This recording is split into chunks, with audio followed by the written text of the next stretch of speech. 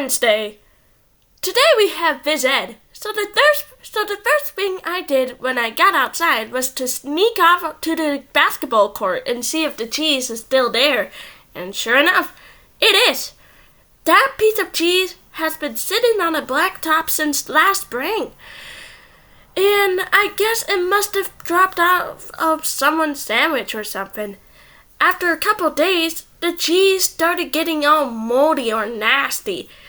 Nobody would play basketball on the court where the cheese was, even though that was the only court that had a hoop with a net. Then one day, this kid named Darren Walsh touched the cheese with his finger, and that what started this thing called a cheese touch. It's basically like the cooties. If you get the cheese touch, you're stuck with it until you pass it on to someone else. Scream! The only way to protect yourself from the cheese touch is cross your fingers. But it's not that easy remembering to keep your fingers crossed every moment of the day. I ended up taping mine together so they stayed crossed all the time. I got a D in handwriting, but it was totally worth it. This one kid named Abe Hall got the cheese touch in April, and nobody would even come near him for the rest of the school year. This summer, Abe moved away to California and took the cheese touch with him. I just hope someone else doesn't even start the cheese touch up again, because I don't need that kind of stress in my life anymore. Thursday. I'm having a seriously hard time getting used to the fact that summer is over and that I have to get out of bed every morning to get to school. My summer did not exactly get off to a great start, thanks to my older brother, Roderick. A couple days into summer vacation, Roderick woke me up in the middle of the night. He told me I slept through the whole summer, but that luckily I woke up just in time for the first day of school. Shoot! You might think I was pretty dumb for falling for that one, but Roderick was dressed up in his school clothes and he set my alarm clock ahead to make it look like it was the morning. Plus, he closed my curtains so I couldn't see it was still dark out. After Roderick woke me up, I just got dressed and went downstairs to make myself some breakfast, like I do every morning on a school day. But I guess I must have made a pretty big racket because the next thing I knew, Dad was downstairs yelling at me for eating Cheerios at 3 a.m. It took me a minute to figure out what the heck was going on. After I did, I told Dad that Roderick was playing a trick on me, and that he was the one that should be getting yelled at. Dad walked down to the basement to chew Roderick out, and I tagged along. I couldn't wait to see Roderick get what was coming to him, but Roderick covered up his tracks pretty good, and to this day, I'm sure Dad thinks I've got a screw loose or something. Zzz. Friday. Today at school, we got assigned to reading clues. They don't come right out and tell you if you're in the gifted group or the easy group. But you can figure it out right away by looking at the cover of the books they handed out. Einstein as a child. 2x equal y. 4 Beak says boo, boo. I was pretty disappointed to find out I got it put in the gifted group, because that just means a lot of extra work. And when they did the screening at the end of the school year, I did my best to make sure I got put into the easy group this year. Fred picked up the book. Phew, thanks. Mom is real tight with our principal, so I bet she stepped in and made sure I got put in the gifted group again.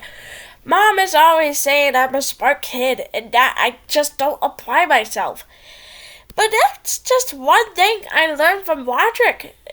It's to set people's expectations real well so you end up surprising them by practically doing nothing at all. Roderick, I want your dirty underwear off the kitchen table before I get home from work. Grunt. Later. Anyways, I'm kind of glad my plan to get put into the easy group didn't work. I saw a couple of the Big Say's boost kids holding their books upside down, and I don't think they were joking. Well, Saturday. Well, the first week of school is finally over, so like today I slept it. Most kids wake up early on Saturdays to watch cartoons or whatever, but not me. The only reason why I get out of bed at all on weekends is because eventually I can't stand the taste of my own breath anymore. Eventually, Dad wakes up at 6 in the morning, no matter what day of the week it is, and he is not real considerate of the fact I'm trying to enjoy my Saturday like a normal person.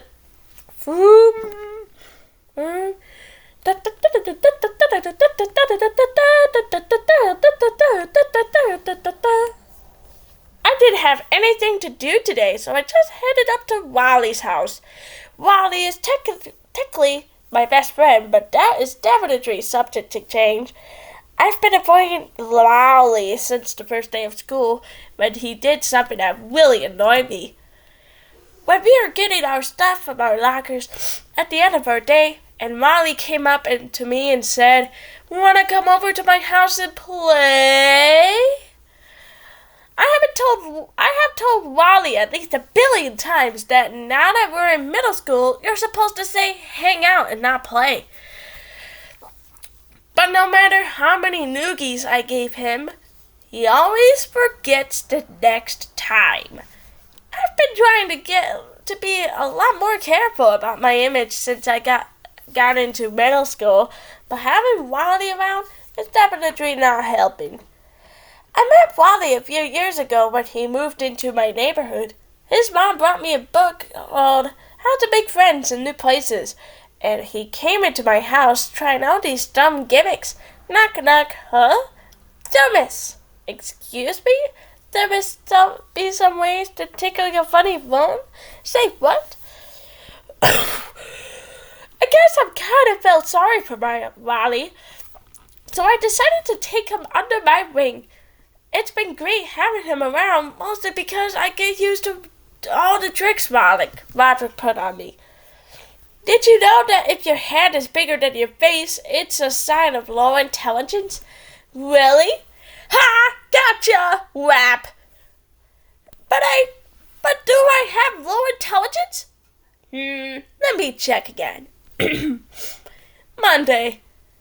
You know how I said I play all sorts of pranks on Wally? Well, I have a little brother named Manny, and I could never get away with pulling any of that stuff on him. Mom and Dad protect Manny like he is a prince or something, and he never gets in trouble, even if he really deserves it.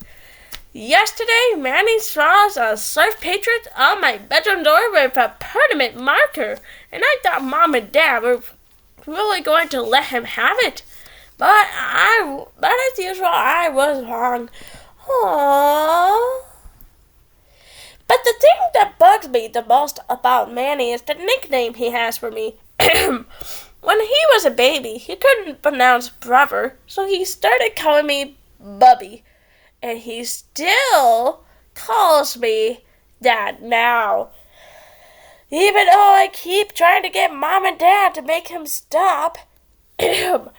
Luckily, none of my friends have found out yet, but believe me, I have had really close calls.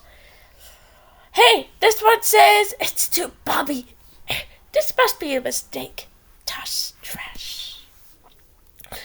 Mom makes me help Manny get ready for school in the morning. After I make Manny his breakfast, he carries his cereal bowl over to the family room and sits on his plastic party. Ha! C is for Cookie, and Cookie is for me. And when it's time for him to go to daycare, he gets up and dumps whatever he didn't eat right in the toilet. Dump. Mom is always getting on me about not finishing my breakfast, but she had to scrape cornflakes out of the bottom of the plastic bottle right every morning. She wouldn't have much of an appetite either.